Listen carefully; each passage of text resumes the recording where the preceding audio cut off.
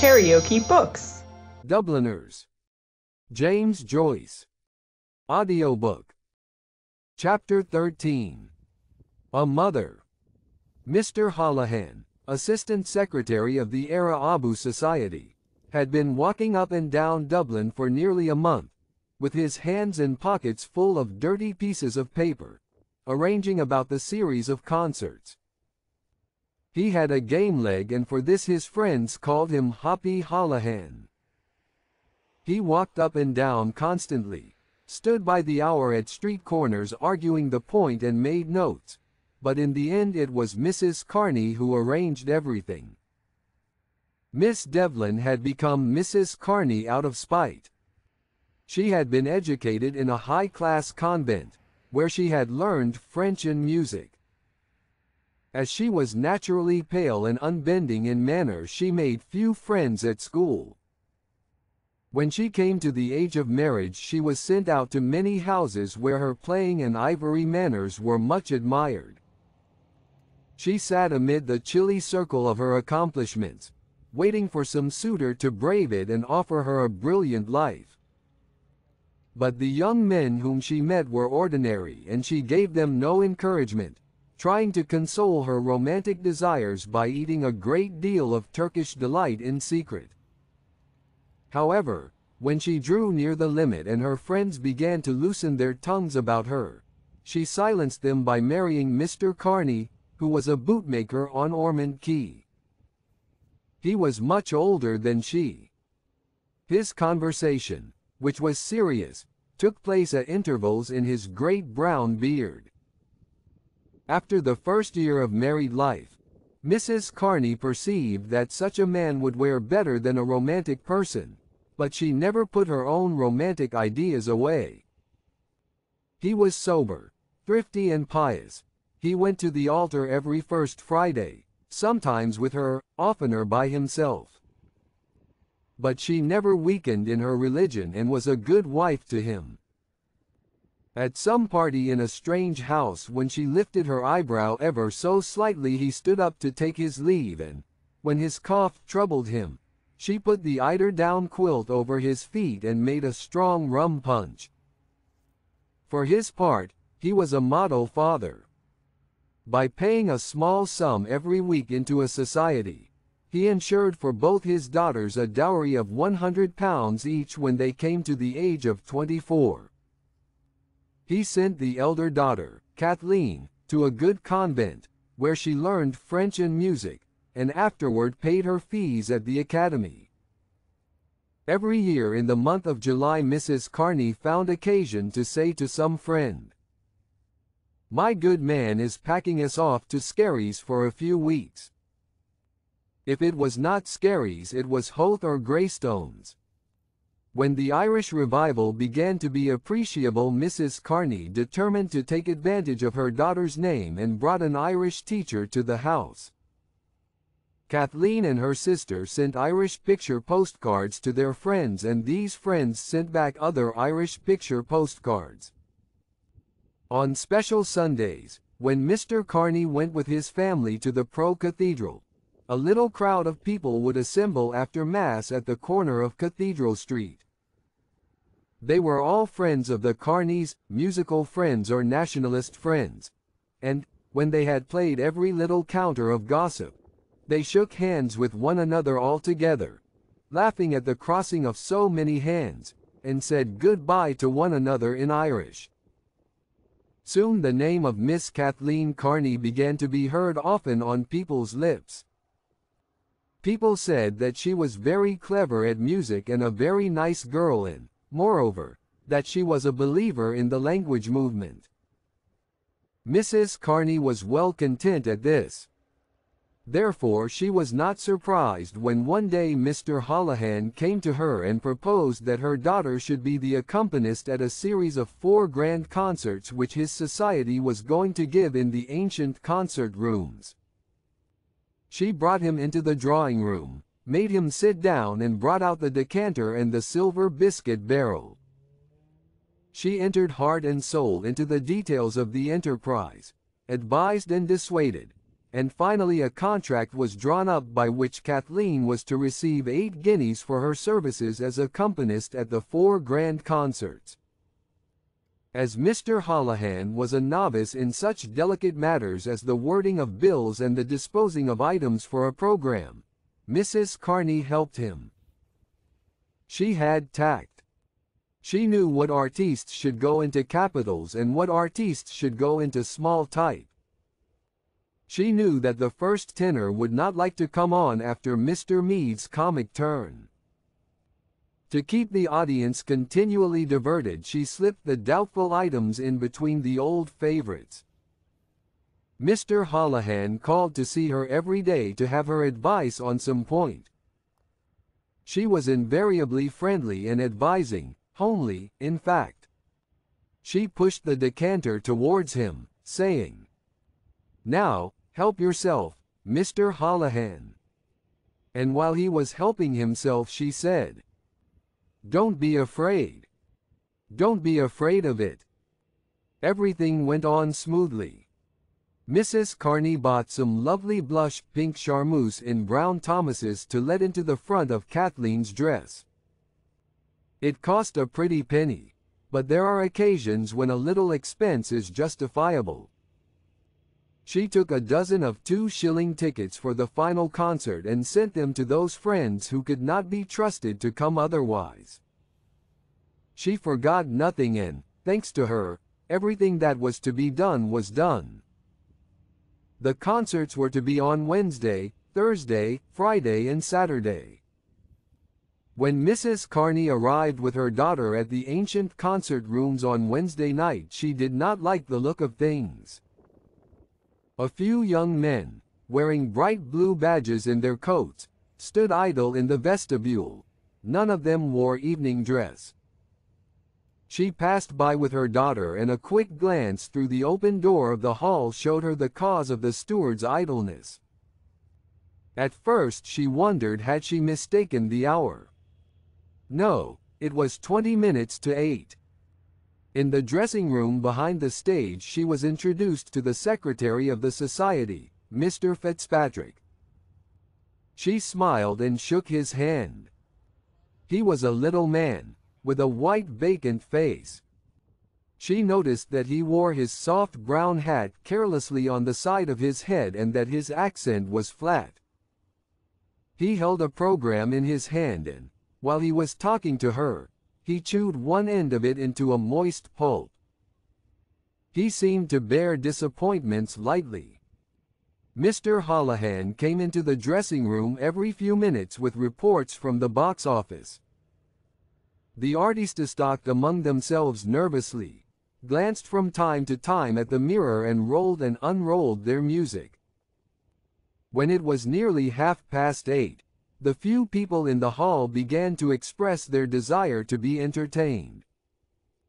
Mr. Fitzpatrick came in, smiled vacantly at the room, and said, "Well now, ladies and gentlemen, I suppose we'd better open the ball." Mrs. Carney rewarded his very flat final syllable with a quick stare of contempt, and then said to her daughter encouragingly, "Are you ready, dear?" When she had an opportunity, she called Mr. Holohan aside and asked him to tell her what it meant. Mr. Holohan did not know what it meant. He said that the committee had made a mistake in arranging for 4 concerts. 4 was too many. "And the artistes," said Mrs. Carney. "Of course they are doing their best, but really they are not good." Mr. Holohan admitted that the artistes were no good, but the committee, he said, had decided to let the first 3 concerts go as they pleased and reserve all the talent for Saturday night. Mrs. Carney said nothing, but, as the mediocre items followed one another on the platform and the few people in the hall grew fewer and fewer, she began to regret that she had put herself to any expense for such a concert. There was something she didn't like in the look of things, and Mr. Fitzpatrick's vacant smile irritated her very much. However, she said nothing and waited to see how it would end. The concert expired shortly before 10, and everyone went home quickly. The concert on Thursday night was better attended, but Mrs. Carney saw at once that the house was filled with paper. The audience behaved indecorously, as if the concert were an informal dress rehearsal. Mr. Fitzpatrick seemed to enjoy himself. He was quite unconscious that Mrs. Carney was taking angry note of his conduct. He stood at the edge of the screen, from time to time jutting out his head and exchanging a laugh with two friends in the corner of the balcony. In the course of the evening, Mrs. Carney learned that the Friday concert was to be abandoned and that the committee was going to move heaven and earth to secure a bumper house on Saturday night. When she heard this, she sought out Mr. Holohan. She buttonholed him as he was limping out quickly with a glass of lemonade for a young lady and asked him was it true. Yes, it was true. But, of course, that doesn't alter the contract, she said. The contract was for 4 concerts. Mr. Holohan seemed to be in a hurry. He advised her to speak to Mr. Fitzpatrick. Mrs. Carney was now beginning to be alarmed. She called Mr. Fitzpatrick away from his screen and told him that her daughter had signed for 4 concerts and that, of course, according to the terms of the contract, she should receive the sum originally stipulated for, whether the society gave the 4 concerts or not. Mr. Fitzpatrick, who did not catch the point at issue very quickly, seemed unable to resolve the difficulty and said that he would bring the matter before the committee. Mrs. Kearney's anger began to flutter in her cheek and she had all she could do to keep from asking, "And who is the committee, pray?" But she knew that it would not be ladylike to do that, so she was silent. Little boys were sent out into the principal streets of Dublin early on Friday morning with bundles of handbills. Special puffs appeared in all the evening papers, reminding the music-loving public of the treat which was in store for it on the following evening. Mrs. Carney was somewhat reassured, but she thought well to tell her husband part of her suspicions. He listened carefully and said that perhaps it would be better if he went with her on Saturday night. She agreed. She respected her husband in the same way as she respected the General Post Office, as something large, secure and fixed. And though she knew the small number of his talents, she appreciated his abstract value as a male. She was glad that he had suggested coming with her. She thought her plans over. The night of the grand concert came. Mrs. Carney, with her husband and daughter, arrived at the ancient concert rooms 3/4 of an hour before the time at which the concert was to begin. By ill luck it was a rainy evening. Mrs. Carney placed her daughter's clothes and music in charge of her husband and went all over the building looking for Mr. Holohan or Mr. Fitzpatrick. She could find neither. She asked the stewards was any member of the committee in the hall and, after a great deal of trouble, a steward brought out a little woman named Miss Byrne to whom Mrs. Carney explained that she wanted to see one of the secretaries. Miss Byrne expected them any minute and asked could she do anything.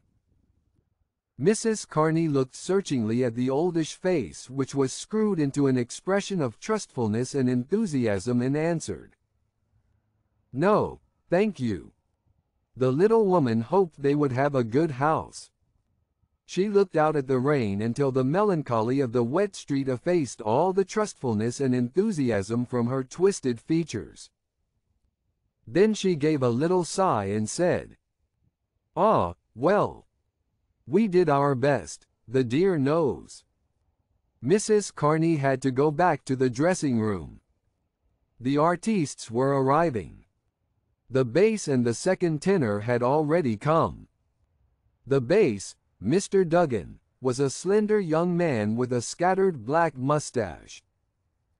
He was the son of a hall porter in an office in the city and, as a boy, he had sung prolonged bass notes in the resounding hall. From this humble state he had raised himself until he had become a first-rate artiste. He had appeared in grand opera. One night, when an operatic artiste had fallen ill, he had undertaken the part of the king in the opera of Maritana at the Queen's Theatre. He sang his music with great feeling and volume and was warmly welcomed by the gallery, but, unfortunately, he marred the good impression by wiping his nose in his gloved hand once or twice out of thoughtlessness. He was unassuming and spoke little. He said "you" so softly that it passed unnoticed, and he never drank anything stronger than milk for his voice's sake.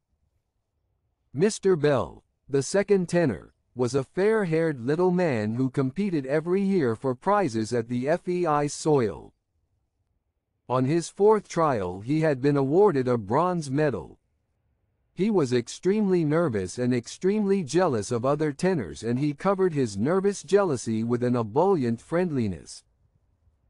It was his humor to have people know what an ordeal a concert was to him.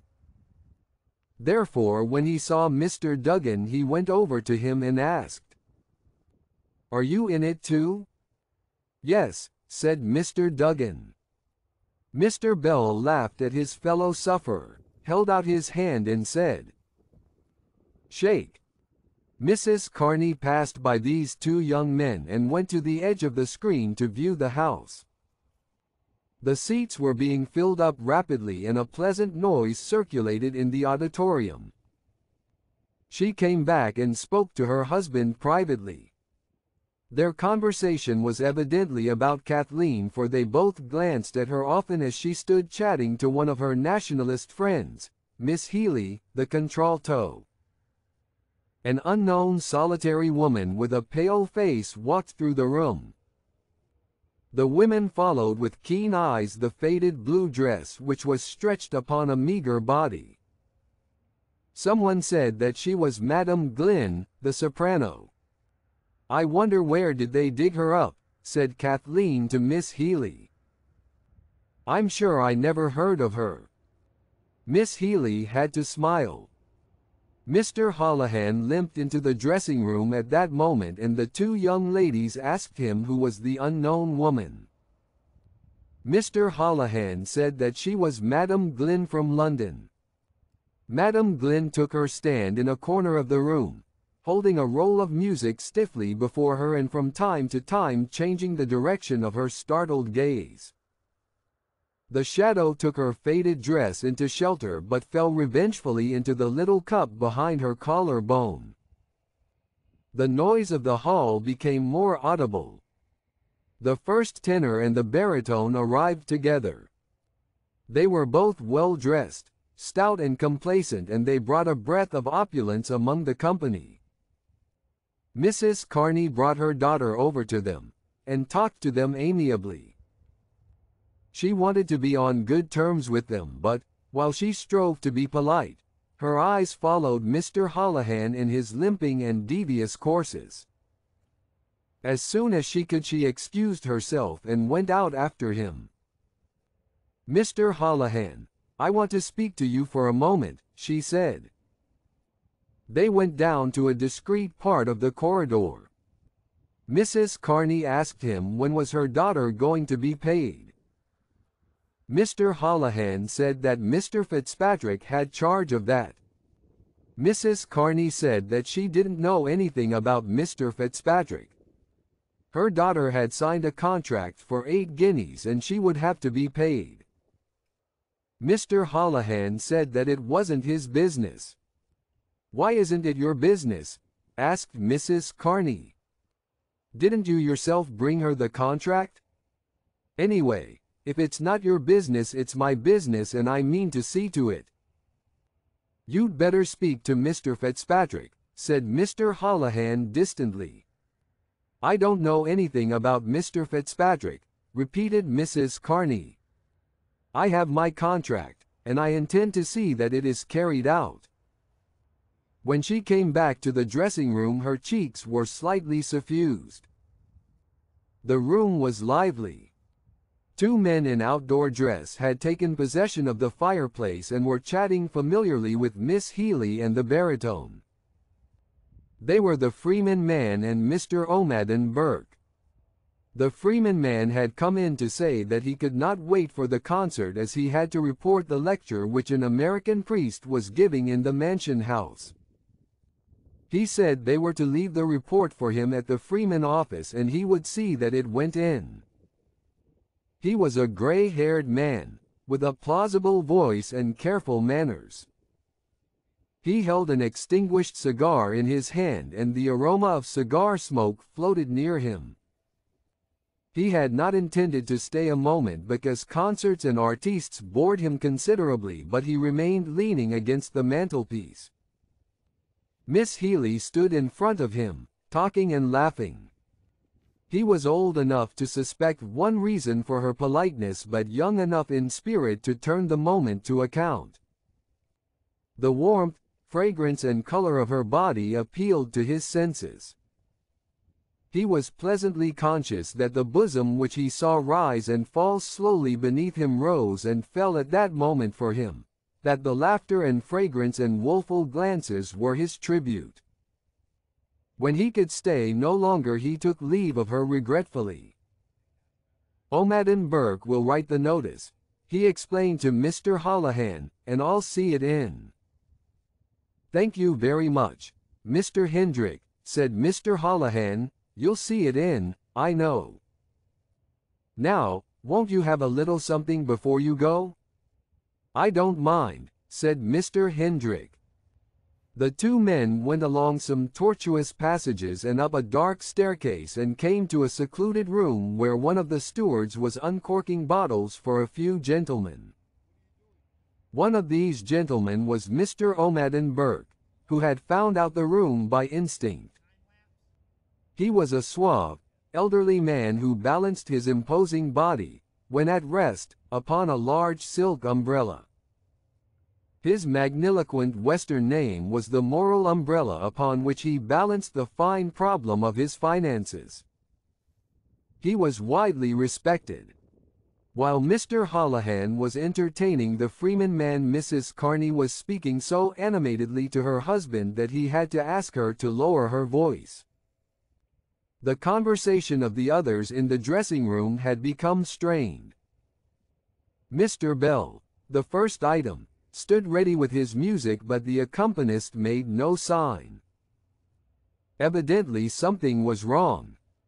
Mr. Carney looked straight before him, stroking his beard, while Mrs. Carney spoke into Kathleen's ear with subdued emphasis.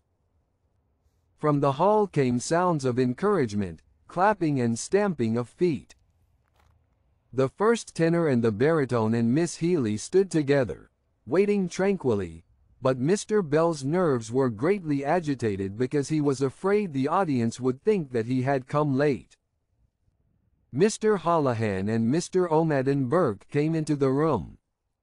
In a moment Mr. Holohan perceived the hush. He went over to Mrs. Carney and spoke with her earnestly. While they were speaking the noise in the hall grew louder. Mr. Holohan became very red and excited. He spoke volubly, but Mrs. Carney said curtly at intervals, "She won't go on. She must get her 8 guineas." Mr. Holohan pointed desperately towards the hall where the audience was clapping and stamping. He appealed to Mr. Carney and to Kathleen. But Mr. Carney continued to stroke his beard and Kathleen looked down, moving the point of her new shoe. It was not her fault. Mrs. Carney repeated, "She won't go on without her money." After a swift struggle of tongues Mr. Holohan hobbled out in haste. The room was silent. When the strain of the silence had become somewhat painful Miss Healy said to the baritone, "Have you seen Mrs. Pat Campbell this week?" The baritone had not seen her but he had been told that she was very fine. The conversation went no further. The first tenor bent his head and began to count the links of the gold chain which was extended across his waist, smiling and humming random notes to observe the effect on the frontal sinus. From time to time everyone glanced at Mrs. Carney. The noise in the auditorium had risen to a clamor when Mr. Fitzpatrick burst into the room, followed by Mr. Holohan, who was panting. The clapping and stamping in the hall were punctuated by whistling. Mr. Fitzpatrick held a few banknotes in his hand. He counted out 4 into Mrs. Kearney's hand and said she would get the other half at the interval.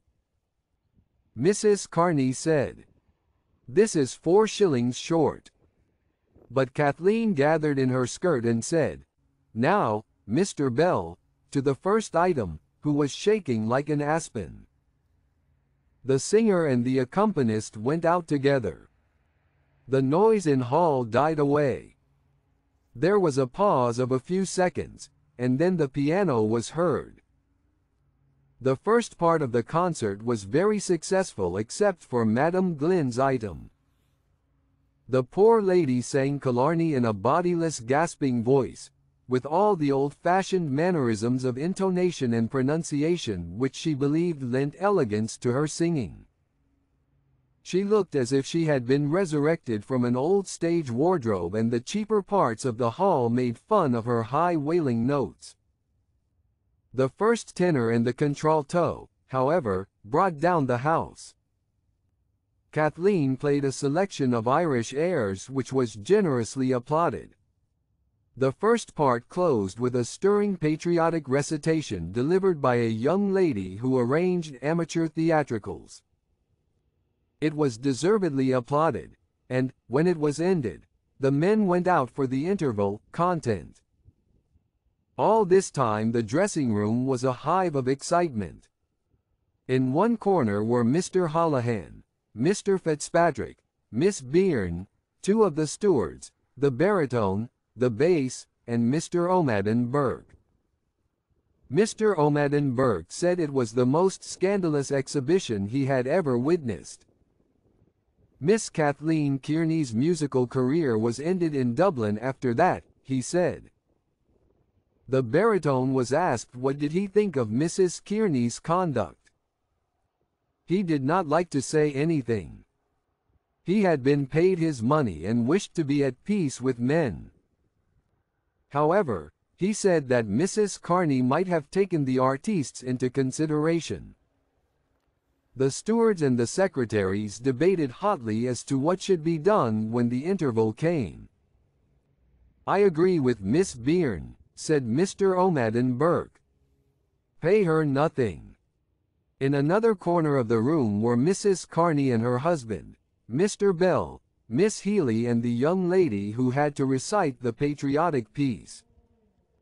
Mrs. Carney said that the committee had treated her scandalously. She had spared neither trouble nor expense, and this was how she was repaid. They thought they had only a girl to deal with, and that, therefore, they could ride roughshod over her. But she would show them their mistake. They wouldn't have dared to have treated her like that if she had been a man. But she would see that her daughter got her rights. She wouldn't be fooled. If they didn't pay her to the last farthing, she would make Dublin ring. Of course she was sorry for the sake of the artistes. But what else could she do?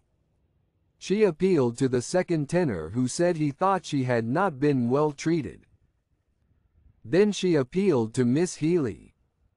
Miss Healy wanted to join the other group, but she did not like to do so because she was a great friend of Kathleen's and the Carneys had often invited her to their house.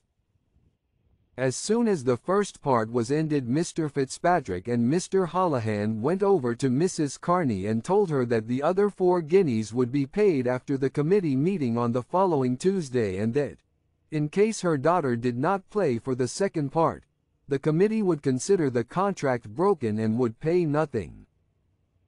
"I haven't seen any committee," said Mrs. Carney angrily. "My daughter has her contract. She will get £4.8 into her hand or a foot she won't put on that platform. I'm surprised at you, Mrs. Carney, said Mr. Holohan. I never thought you would treat us this way. And what way did you treat me? Asked Mrs. Carney.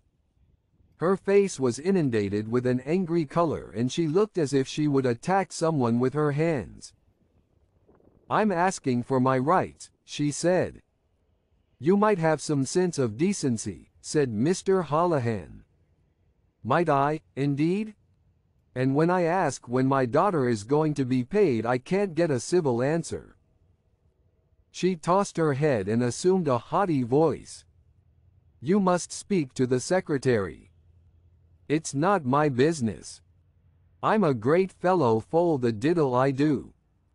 I thought you were a lady, said Mr. Holohan, walking away from her abruptly. After that, Mrs. Kearney's conduct was condemned on all hands. Everyone approved of what the committee had done. She stood at the door, haggard with rage, arguing with her husband and daughter, gesticulating with them. She waited until it was time for the second part to begin in the hope that the secretaries would approach her. But Miss Healy had kindly consented to play one or two accompaniments. Mrs. Carney had to stand aside to allow the baritone and his accompanist to pass up to the platform. She stood still for an instant like an angry stone image, and, when the first notes of the song struck her ear, she caught up her daughter's cloak and said to her husband, "Get a cab." He went out at once. Mrs. Carney wrapped the cloak round her daughter and followed him. As she passed through the doorway, she stopped and glared into Mr. Holohan's face. "I'm not done with you yet," she said. "But I'm done with you," said Mr. Holohan. Kathleen followed her mother meekly. Mr. Holohan began to pace up and down the room, in order to cool himself, for he felt his skin on fire. "That's a nice lady," he said. "Oh, she's a nice lady. You did the proper thing, Holohan," said Mr. O'Madden Burke, poised upon his umbrella in approval. If you liked what you heard, please subscribe to the channel.